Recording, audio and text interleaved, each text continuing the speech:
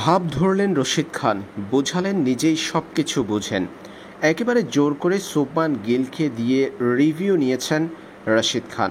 পরক্ষণে দেখা গেল রিভিউটা নষ্ট হয়েছে গুজরাট টাইটান্সের। হেসে উড়িয়ে দিয়েছেন রশিদ। ম্যাচে তখন চলছিল অষ্টম ওভারের খেলা। চতুর্থ ডেলিভারি করে শিমরন হেটমেয়ারকে এলবিডব্লিউর আবেদন করেছিল রশিদ খান, তবে রশিদের সেই আবেদনে সাড়া দেননি অনফিল্ড আম্পায়ার। ততক্ষণে রশিদ খান পৌঁছে গেছেন স্ট্রাইক এন্ডে। সেখানে কথা বলেছেন জস বাটলার ও শুভমান গিলের সাথে। শুভমান গিলকে অনেকটা চাপ দিয়ে রশিদ খান রিভিউ নিতে বলেছেন। তার ধারণা নিশ্চিত এলবিডব্লিউ আউটের শিকার হয়েছেন শিমরন হেটমেয়ার।